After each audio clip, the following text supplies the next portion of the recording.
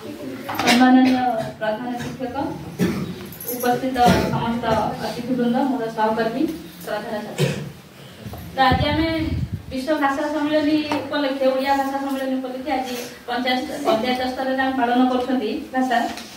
दिवस। तो भाषा फास्ट कौन आम प्रथम जाना भाषा कौन तो मनर भाव को आदान प्रदान करने को हेले आमे जहाँ माध्यम मनर भाव को आदान प्रदान करती से हूँ भाषा भाव विनिमय गोटे माध्यम। गांधीजी मातृभाषा को मार स्तन्य भली मार क्षीर भली तुलना करते कहीं गोटे नवजात शिशु मार क्षीर जी दरकार आम भाषा और मातृभाषा से दरकार। बर्तमान आम एभली स्थिति में पहुंचले आम भाषा को भूली जाऊँ। पूर्व जितेबाला कि आमर सार कहते स्वतंत्र ओडिशा प्रदेश गठन है इंग्रेज राजत्व करते से कहते ओडिशा गोटे राज्य नहीं कि ओडिया गोटे भाषा नहीं। तो ओडिया भाषा को संविधान में प्रमाणित कर संविधान गोटे सांविधानिक भाषा रूप मान्यता देवाई आमर जो महान कवि माने लेखक माने बहुत आप्राण चेष्टा कर मुख्य थे होती किए फकीर मोहन सेनापति से राति राति एमती से समय राति राति लेखा है कारण गोटे भाषा को आमको प्रमाणित करने को हेले तार केते गुडी लेखा को लेके हमको देखा पड़ो कौ पूर्वर लेखा को देखा पड़ो ये हूँ आमर भाषा ओडिया गोटे भाषा जो भाषा के एति सब लेखा अच्छी। तो फकीर मोहन सेनापति बहुत लिखिले सहित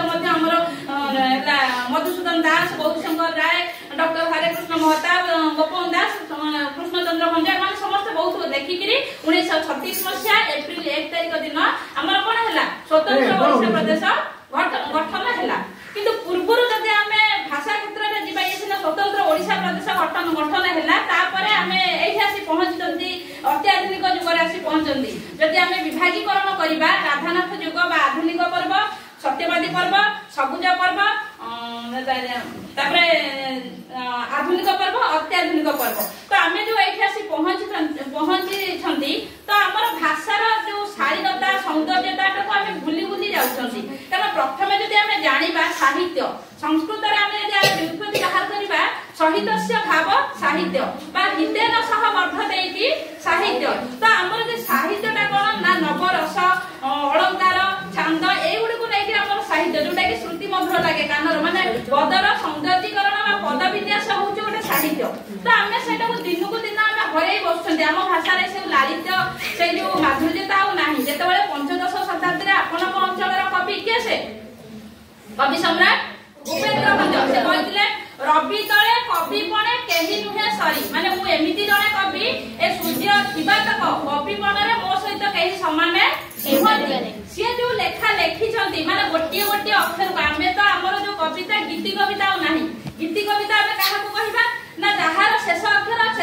सहित जतिपात थियो जाउची खाउची जेमति छ रहिला। तो आमर से भलिया कविता वर्तमान नाही कोन कविता अछि समुद्र कूले बुलुथिली नई कूले बसिथिली रास्ता रे चालुथिली जोटा कि शब्दर संयोजन मध्य ठीक नाही कानु को मध्य सेटा कविता कहिला कि गीत कहिला कि गप कहिला कि गोटे लेखाटे पढिला बोली हम पाखरे सेटा हम जानि पारनाती। जदि आमे पूर्व कविता कवि मानकर कवि लेखा को अनुसरण करबा देखिबा आमे गोटिए गोटिए शब्दर अर्थ मध्य बाहर करि परिबा नै माने आपनक एरियार भंज होउछि कवि सम्राट कवि मानक मध्य ताको सम्राट आख्या दिया हला राजार आख्या दिया हला से जो लिखिछंती बन तांकर गोटिए गोटे अक्षर को नै गोटे बही से लिखिछंती वैदेहीशल विलास लिखिछंती संपूर्ण रामायण को नै लिखिछंती बन भाषा रे लिखिछंती। गोटिए जदि हम उद्धृत करबा तादर गोटे पद होउछि विभूषण पुष्पे जातांती जान विभूषण करी कन्या कुआन वाराणसी रे पद देयासु वरण करी राम मन तो सुजे बोली देले कहू सिकजे गोली चंदन को गोली लेला प्राय होइले रघुवंशी गजे। जदि आमे आपको तार अर्थ को बाहर करबा हमको मध्य हम ओडिया पढबुथि हमको अभिधान देखा पड़िबो। विभूषण पुष्पे जाकांती जान विभूषण पुष्प माने सोरिष फूल जदि ताको व्याख्या करबा सोरिष फूल भलिया कारण एटा होछि रामकर स्वयंवर समय धनु भग्न हो जाइछि सीता आसुछन्ति कोठी की राम को विवाह करे वरण वाला धरिक आसुछन्ति वरण करिवे तो केमिति आसुछन्ति सेठी कवि माने अलंकार देले जे जो सीता विभूषण पुष्पे जाकांती जान विभूषण माने सोरिष फूल केते कोमल आपण माने जानिथिबे हाथ मारले मध्य कड़ाई जीव मौली जीव तो से विभूषण पुष्प भलिया से सोरिष फूलर शरीर भलिया होची सीता शरीर एतिकी कोमल से विभूषण पुष्पे जाकांती जान विभूषण करी कन्या को आन से सीता को विभूषण करी आभूषण करी सजाई कि आन वाराणसी रे पद देई आसु सब बल प्रास देखन प्रत्येक शब्दर प्रथम वर्ण होची कोन ब वाराणसी रे माने एरुंडी बंधरे पाद देई कि सी आसु वरण करी राम मन दोष आसी कि कोन करबो ना राम को वरण करी कि राम को मन दोष बोली देले कौशिक जे के बोलिले कौशिक ऋषि अर्थात विश्वामित्र ऋषि बोलिले बोली देला प्राय बोली चंदन को देहरे केमिति माने रामकर मन ए कथा सुनि कि केमिति हला ना जब गोटे चंदनटा को बोली कि देहरे लगाई देले जते शीतल आसे देहरे बा जते देह को शीतल लागे रामकर मन से गुले शीतलता रे ए शब्दटा सुनि कि तांकर मन से गुले हला तो से एमिति सब लागि देले जोटे कि आमे मध्य माने ताको आखिरी को अर्थ करबा मध्य ता हम पक्षे संभव नै से कोनी अनुप्रासरे सुभद्रा कोन परिणय लेखिजंती कला कौतुक तांकर क अनुप्रासरे माने आद्य वर्ण क शेष वर्ण मध्य क सर आपण कोन चल पुनी कवि सूर्य बलदेव रथ सिए जो भले सिए कहले कि कवि सूर्य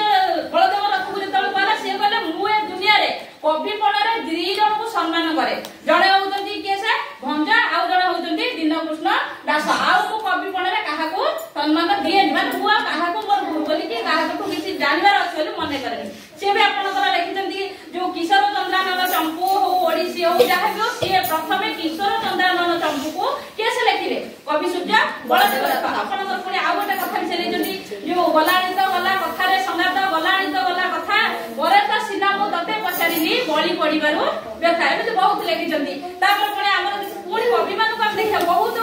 कवि से तो 15th शताब्दी रे हमर यही निकट भविष्य रे हम गोपाल दास को देखिबा गोपाल दास बहुत कविता लिखिजंती आ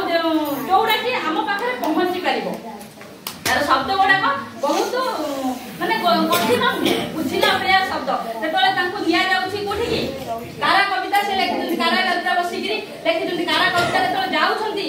कुथरे जाउछंती ट्रेन रे जाउछंती चिलिका पडिला तो कवि साइट लिखिले माने कवि कोन हमर शास्त्र रे कुआ हैछि असारे काव्य जगति कवि रेव प्रजापति माने असार संसार रे कवि होउछंती प्रजापति अर्थात ब्रह्मा किंतु ब्रह्मा सृष्टि की सर्जना करछथि कवि सेंती ता जगत रे सिए ही सृष्टि सर्जना करे ता कल्पना रे सिए गोटे सृष्टि तयारी करे तो सेठी कवि लिखले कोन रह रे बाष्पीय सकट देखिबी चिलिका चारु चित्रपट हे बाष्पीय सकट माने ए ट्रेन कुथिरे चले बाष्प रे चलला कोइला रे चलतला तो रह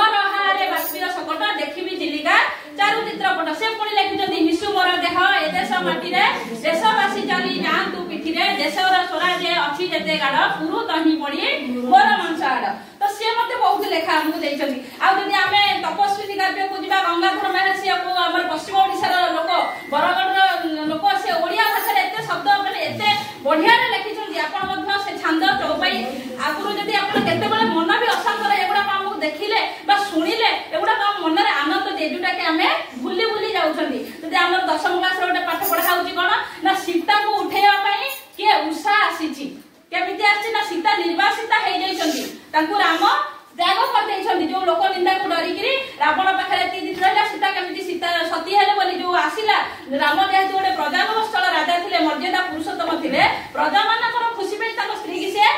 त्याग कर देइछंती अंतसता आछंती सीता वाल्मीकि आश्रम रे कोन करथि आश्रय नेइछंती तो सेते बेला कवि वर्णना कले केमिति ना मंगळे आइला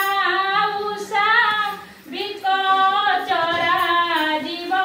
माने मंगळे आइला उषा बिकचरा राजीव दुषा जानकी दर्शन तृषा हृदय बही कर पल्लवे निहार मुक्ता धरी उपहार सती को वास बाहार प्रांगणे रही कलकंठ कंठे कहिला दर्शन दिय सती राति पाहिला तो सेठी कवि कल्पना करछंती केमिति ना मंगळ गोटे मंगळ मुहूर्त रे प्रभात आसिला काहे कि ना जेहेतु से गोटे राज्यर रानी जेतेबेले से उठिबे तो तांको एमति जाय कि कबाड़ बाड़े हेकि उठिया बोली जे उठा तो सकाळ हेगला उठिया कि उठेबानी तांकर भी मर्यादा अछि से गोटे राज्यर रानी तो आमे ताको केमिति उठेबा ना खळ करतारी बाजिबो गीत बोला हबो सब हेले तो से माने जानिबे जे हां आजार शब्द शुभुची गीतर गान शुभुची तो सकाळ बघिबे हेगला कि प्रभात हेगला तो वाल्मीकि आश्रम रे सही भलिया सुविधा सब मिलिबो नाही ताको तो केमिते ना कवि वर्णना कले जेहेतु से राज्य रानी गोटे मंगल मुहूर्त प्रभात आसी उषा आसिला विकट राजीव दृशा उषा आसिबार कोन होई पद्मफूल प्रस्फुटित होई जानकी दर्शन दृशा उदय होई कर पल्लवे निहार मुक्ताधरी पर पुन केते आसी ना कोमलिया कर पल्लवे तार हाथ रे कोमलिया पत्र को विहार रूपक मुक्ताधरी कोमलिया पत्र ऊपर शिशिर बिंदु पडिले कोन हो से मुक्तार भ्रम सृष्टि करछि तो से कवि कहउछन से मुक्ता नुहे माने शिशिर नुहे से होछि मुक्ता ताकू धरि कि आछन निहार मुक्ताधरी बळ कंठ कंठे कहिला कोइली सकाळ हेले कोन हो भोरे भोरे कोइली गाइबो तो कोइली गाउछि कवि कहउछन कोइली गाउनी बळ कंठ कंठे हेला माने कोइली गीत गाइगिरी कहउछि मा जे जानो कि कोन दर्शन दियो सती राशि पाइला तो एमिति कवि माने हमर सब बहुत लेखा लिखिछन्ती किंतु वर्तमान कोन समय आछि आमे हमर भाषा को भूली जाउछन्ती हम भाषा को हीन मने करूछन्ती काहे कि ना जे हमर भाषा को भूली छन्ती बोली मु गोटे पद कहिबी तो हमर अवस्था जे एठी कारण भारतीय मानकर भाषा होछि के से संस्कृत भाषा हैला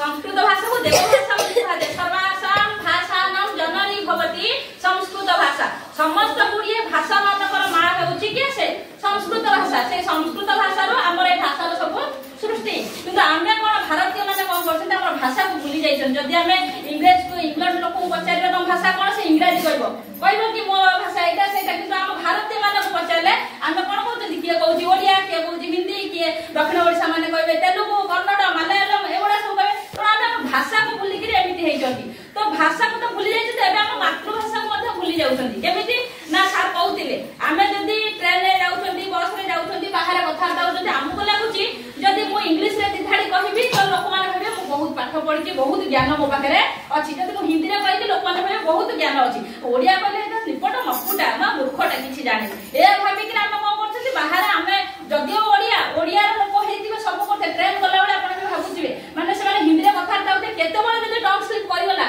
ता भीतर ओडिया पद खसिला आपण खुशी लागियो आपण ओडिया की पचार देबे हां हां तले आमे माने अति संकुचित मन भाव नै ओटे लज्जित हला ओडिया से कहूची जे मु होची कोन ओडिया बोली काहे कि हमर ए भाषा प्रति ए जो व्यवहार काहे कि आसुची कवि कहजंती कोन उच्च हेबा पई कर जेबे आशा